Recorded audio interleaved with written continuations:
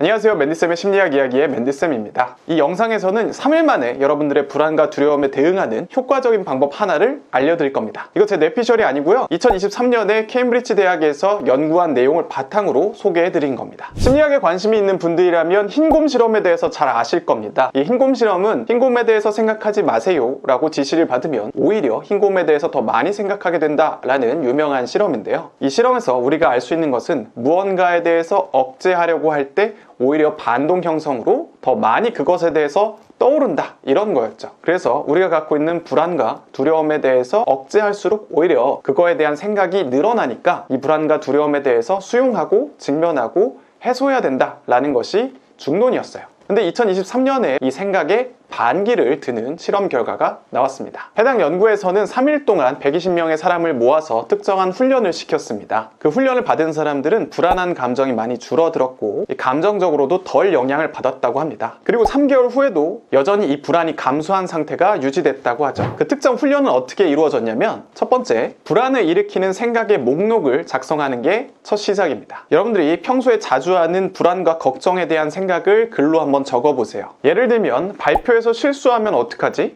앞으로 경제적으로 힘들어질까봐 불안해. 가족이 다치면 어떡하지? 와 같은 것들이죠. 이러한 생각과 관련된 단어를 정해보는 건데요. 앞서 예시로 연결시켜 보면 발표, 가족, 돈이 이 불안과 연결되는 단어라고 볼 수 있습니다. 이제 이 훈련의 핵심인 생각 멈추기 과정으로 가야 되는데요. 이 발표라는 단어를 보고 그거와 관련돼서 떠오르는 생각을 억제하려고 노력하는 겁니다. 이 돈이란 단어를 봤을 때 이런저런 생각이 나는 것을 막고 단순히 단어만 바라보고 중립적으로 생각할 수 있게 노력하는 거죠. 이게 처음에는 당연히 어렵다고 합니다. 하지만 시간이 지날수록 점점 더 쉬워진다고 해요. 그러면 어떻게 그 단어를 보고 그거와 관련된 생각을 안 할 수 있느냐? 이게 논문에서는 뭐 정확하게 나와 있는 건 아니지만 전반적으로 우리가 생각을 억제할 때 쓰는 전략은 다음과 같습니다. 첫 번째, 주의를 전환하는 거죠. 이 단어를 보고 있지만 그 단어와 관련 없는 다른 생각을 하면서 주의를 전환하는 게 한 가지 방법이고, 두 번째로는 생각을 차단하는 겁니다. 돈과 관련돼서 생각할 때 두려운 일이 떠오르면 그만! 생각하지 말자!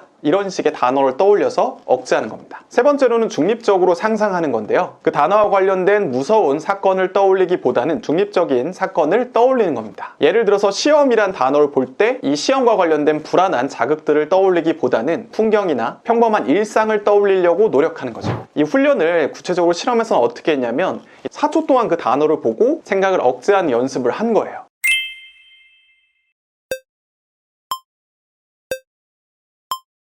같은 단어에 대해서 총 36회를 하루에 훈련을 했다고 합니다. 즉 4초 동안 단어를 보고 억제하는 것을 36번 반복했다는 거죠. 그거를 3일 동안 훈련하면 이 불안 억제 훈련이 완료되는 겁니다. 그 다음 단계로 넘어가서 이 감정의 변화를 한번 기록해 보는 게 그 다음 단계인데요. 처음에는 불안한 생각이 더 떠오를 수 있지만 시간이 지날수록 불안한 마음이 줄어든다고 합니다. 그래서 내 상태를 점검하는 방법은 하루에 한 번씩 내 감정의 강도를 1에서 10 사이의 숫자로 기록해 보는 겁니다. 아까 말씀드린 단어들이 있었잖아요. 돈, 가족 같은 단어를 보고 불안이 얼마나 크게 올라오는지를 하루에 한 3번 정도 체크를 해서 이게 줄어드는지 확인해 보는 거죠. 실험에서는 3일 동안 훈련이 진행됐는데 만약에 심각하다 하면 3일 이상을 해도 좋겠죠. 저는 이렇게 간단한 방법이 정말 도움이 될까? 일단은 논문상 안에서는 3개월 이후에도 큰 효과가 있다고 합니다. 심지어 심각한 불안을 안고 있거나 PTSD를 겪는 사람들조차도 불안과 두려움을 컨트롤하는데 훈련이 도움이 됐다고 해요. 아마도 제 생각에는 우리가 그 단어를 보고 그냥 자동적으로 이 불안과 두려움을 일으키는 생각과 감정의 흐름으로 가는 것을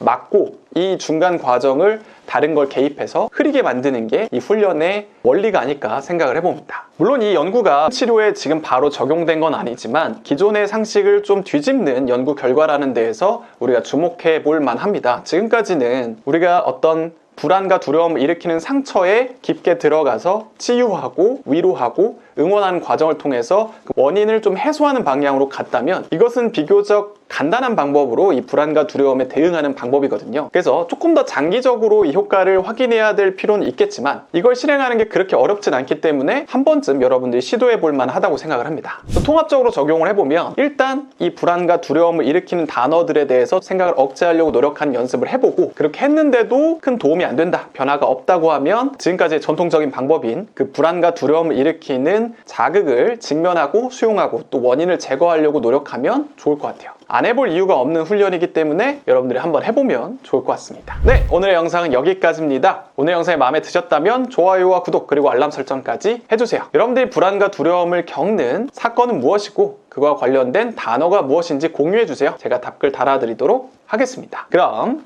안녕!